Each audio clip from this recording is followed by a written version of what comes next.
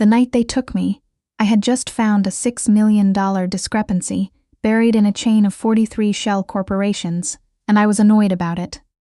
Not about being taken, about the discrepancy. I'd been staring at those ledgers for 3 hours, tracing the money like a thread through a labyrinth, and I was close, genuinely close, to understanding exactly how the Falco organization was skimming from their own operation. The men who came through the back door of the satellite office on West Adams interrupted the best accounting work of my life. There were 4 of them, heavy coats, no masks, which told me they either didn't care if I saw their faces, or they planned to make my face-seeing days very short. I cataloged that information without panicking. I'd been working for Riker Locke long enough that the sight of men built like refrigerators in expensive jackets didn't make me drop my coffee. It made me reach for my phone instead. I sent one encrypted message to the only number that mattered, the code word we used for situations like this, Meridian. Then I set the phone face down and let them take it. They zip-tied my wrists in front, which was their first mistake. Their second mistake was leaving me alone in the conference room with my laptop while they ransacked the filing cabinets in the adjacent office. Those files were decoys, by the way, stuffed with client reports for our legitimate private equity fund. And their third mistake, the one that really sealed their fate, was being members of an organization that stored its financial infrastructure on a server I'd already been inside for 11 days. I'd like to say I stayed calm because of nerves of steel. The truth is, I stayed calm because the math was more interesting than the fear. I had maybe 20 minutes before they found nothing in the filing cabinets and came back to me. I had 20 minutes and a laptop with a full charge and a VPN connection that was still live. My wrists hurt. My heart was beating very fast. I noticed both of those things the way you notice weather through a window. Present acknowledged, not my immediate problem. I started typing. The asset freeze took 11 minutes. Dario Falco's primary operating accounts, 7 of them, spread across 3 banks, linked through a series of Nevada LLCs. I'd spent the better part of 3 weeks mapping, flagged simultaneously for suspected structuring violations. The Financial Crimes Enforcement Network had an automated alert system.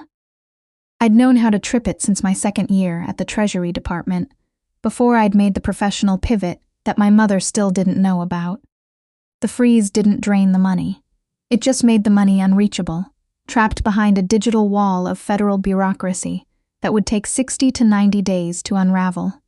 Dario Falco would wake up tomorrow morning and discover he couldn't pay his crews. He couldn't pay his lawyers. He couldn't pay the people who made problems like me quietly disappear. I closed the laptop, folded my zip-tied hands neatly on top of it, and waited. Riker walked in 43 minutes later.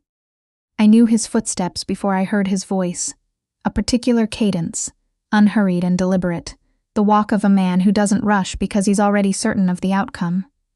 The conference room door swung open, and he was there, filling the frame in a charcoal overcoat, still sheened with Chicago rain. Anton was behind him, and 2 other men I recognized from the building's security rotation. The 4 men from Falco's crew were not in the room. They were in various states of incapacitation in the hallway, 2 unconscious from the sedative I'd dissolved into the water pitcher I'd offered them when they finally came back to check on me.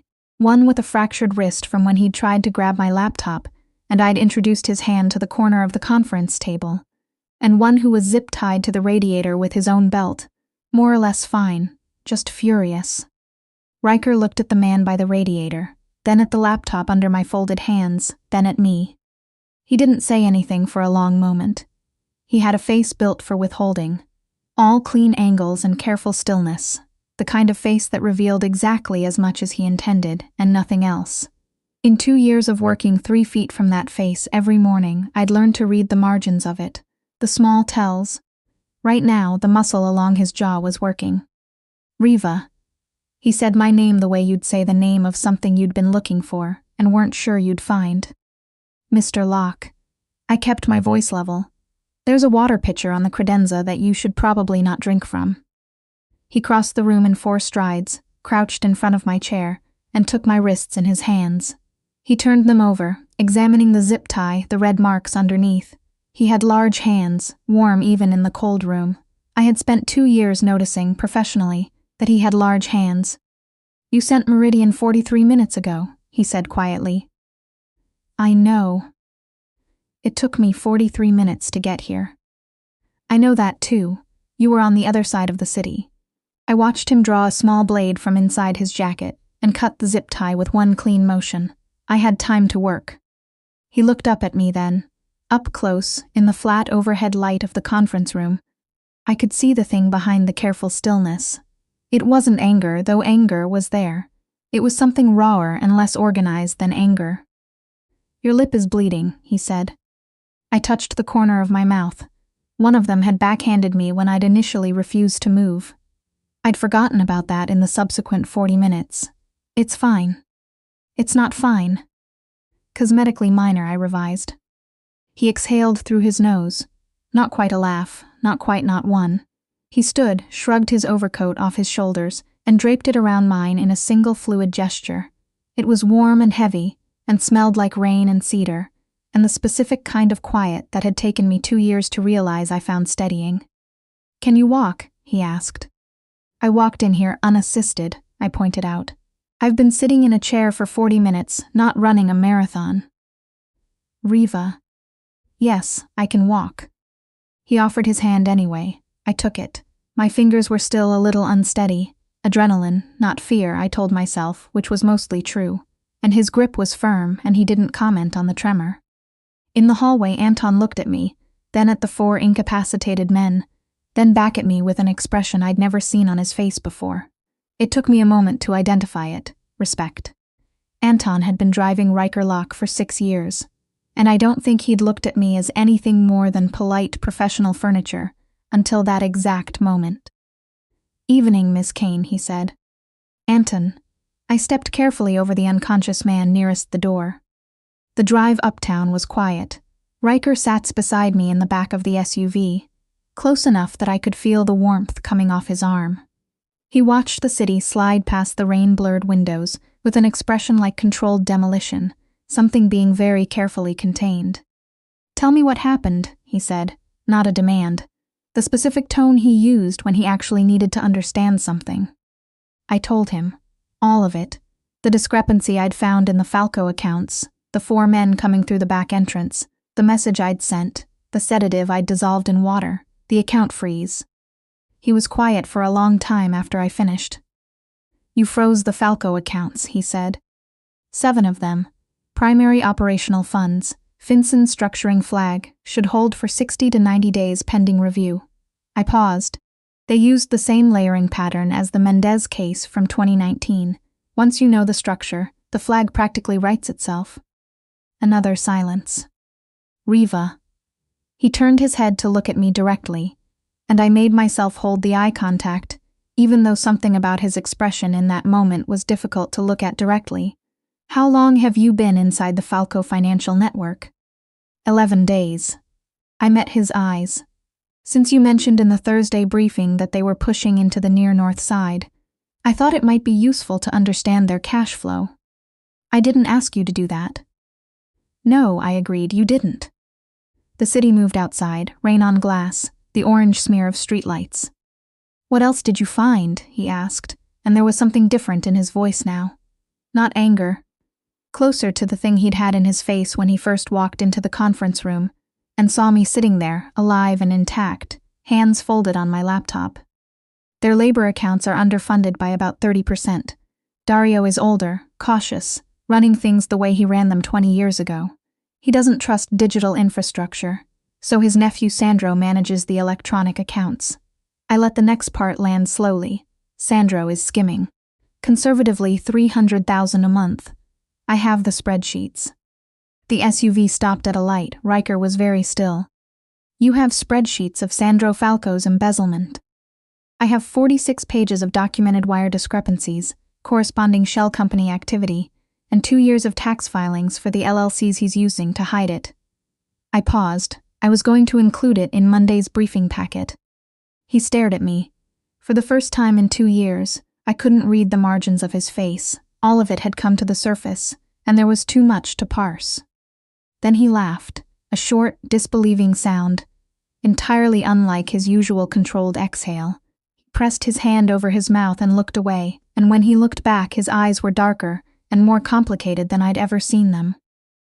Monday's briefing packet, he repeated. Between the quarterly reports and the municipal bond analysis. He shook his head slowly. Who are you? Your senior financial analyst, I said. Reva Kane, we've met. Dr. Kern arrived at the penthouse 20 minutes after we did. A compact, silver-haired man who asked no questions and left no paper trail. I'd processed his payments for 2 years without ever understanding exactly what he was for, until now. He cleaned the cut on my lip, examined my wrists, and pressed carefully along my ribs on the side, where one of Falco's men had shoved me into the credenza on the way out of the satellite office. I hadn't mentioned the credenza. Riker noticed me flinch when the doctor's fingers found the bruising, and something went through his face that made me look at the window instead. Nothing fractured, Dr. Kern said. Deep tissue bruising, sore for a week, maybe 2, take it easy. I'll take it easy, I said. She won't, Riker said from across the room. The doctor left. The penthouse settled into its ambient hum.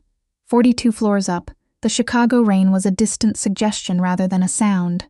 Riker stood at the floor-to-ceiling windows with a glass of something amber, watching the city arrange itself below us like a circuit board.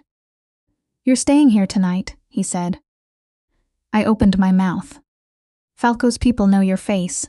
They know you work for me. Until I've spoken with Dario, your apartment isn't a safe option. He turned from the window. I'm not asking. I closed my mouth. He wasn't wrong. I was good with numbers. The particular calculus of men who treated violence like a native language was somewhat outside my domain. Fine, I said. Something in his posture shifted, like he'd been braced for a longer fight. There's a guest room off the east hallway, he said. Anton will get whatever you need from your apartment in the morning. I need my laptop, I said, and my charger, and the red accordion file on my desk, the real one, not the decoy. The real one, he repeated, like he was still catching up. Third drawer of the filing cabinet, behind the hanging folders. I held his gaze. I want to pull Dario Falco's personal financial history before your meeting with him. I assume you're calling a meeting. Riker looked at me for a long moment. Then he crossed to the low table where a second glass sat, poured 2 fingers of scotch, and carried it over. He handed it to me without ceremony. I took it, threw it back like medicine, handed the empty glass back. I'm calling a meeting, he confirmed, tomorrow evening. His wife controls 2 of the holding accounts, I said. Dario will be more worried about her finding out about Sandro's embezzlement than about the frozen accounts. She's the one with the bloodline. Her grandfather founded the organization. Dario married into it. I watched his eyes change. If you want leverage in that meeting, Elena Falco's accounts are more interesting than the operational ones. He set his glass down. He crossed his arms and looked at me in a way that I had been carefully, professionally, deliberately not looking at him back for 2 years. You know about Elena Falco, he said. I know about everyone who moves money in this city, I said. That's why you hired me. That's not entirely why I hired you. The room was very quiet. Get some sleep, Rev, he said softly, and it was the first time he'd ever shortened my name like that. Like I was something small and known and his, and I felt it in my sternum like a key turning in a lock I hadn't known was there. I was at the kitchen island by 6:30 with my laptop open, the accordion file spread beside me, and a cup of coffee I'd found through the instinct of long practice. His kitchen was organized exactly the way his office was, ruthlessly logical, no wasted space. He came out of his bedroom at 7.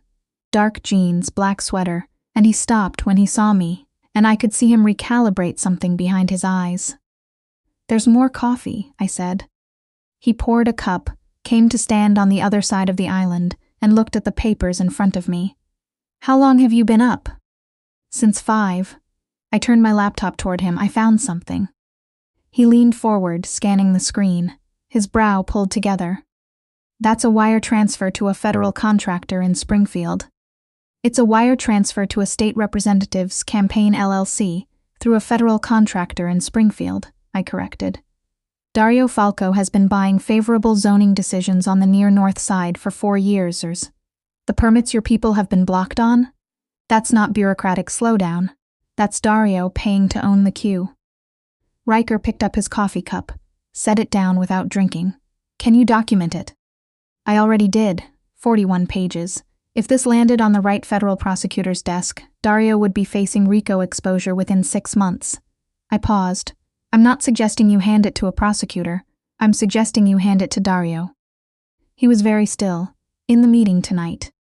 He'll spend the next year so focused on making that documentation disappear that he won't have the bandwidth to move on your territory. And he can't retaliate for last night without risking that you release it anyway. I held his gaze. He thinks last night was an intimidation move. He doesn't know his accounts are frozen. He doesn't know you have this. Walk in there knowing all 3 things he doesn't know. See how the conversation goes. Riker looked at me for a long time. The morning light came through the tall windows and made the city behind him look almost gentle. You figured this out this morning, he said. I figured most of it out last week, I admitted. I wasn't sure what it connected to yet. He exhaled, long, controlled, the breath of a man resetting something internal. When you come back to work, he said, you're moving into the office on the east side of the floor, the one with the harbor view. I looked up. That's your office. It's a large office, he held my gaze. There's room for a second desk. My hands went still on the keyboard. I do budget reports, I said. Quarterly projections, I haven't. Riva, he said my name once, quietly stopping me. You walked into a room with 4 armed men and handled it before I got there. You froze a rival organization's operating accounts in 11 minutes. You've been running a parallel intelligence operation on the Falco family in your spare time. He leaned forward slightly, close enough that I could see the faint lines at the corners of his eyes. Stop telling me what you're not.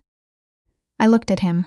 I thought about 2 years of early mornings and quarterly reports, and the careful, deliberate way I'd kept myself useful and invisible, and at the precise, correct professional distance.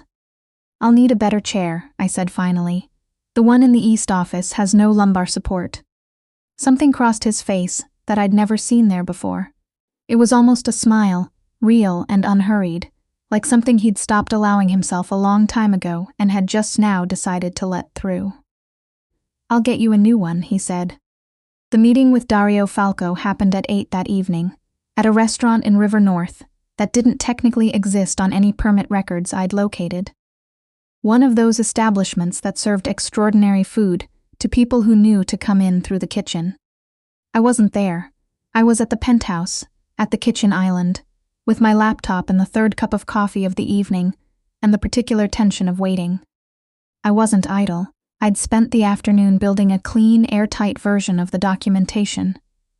Everything organized, indexed, duplicated across 3 encrypted servers, so it couldn't be erased or disappeared. If Riker walked out of that meeting and something went wrong, I had contingencies. I'd always liked contingencies. The world made more sense when you planned for the shape of its failures. My phone lit up at 9:47. He took the deal. 3 words, then a moment later, coming back. I let out a breath I didn't realize I'd been holding. I set the phone down and looked at the city outside, the particular scatter of Chicago after dark, all that organized light against the flat black of the lake. The Falco organization would spend the next several months managing a crisis entirely of their own making.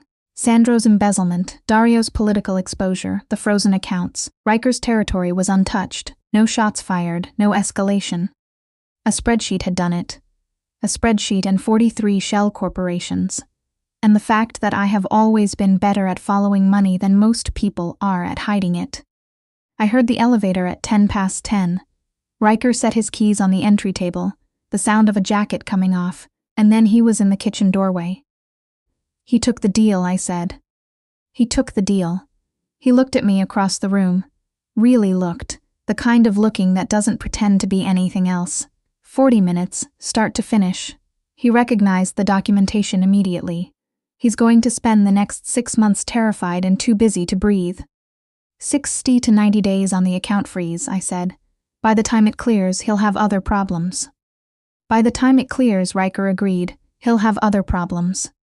He crossed the kitchen, stopped on the other side of the island, And for a moment, neither of us said anything.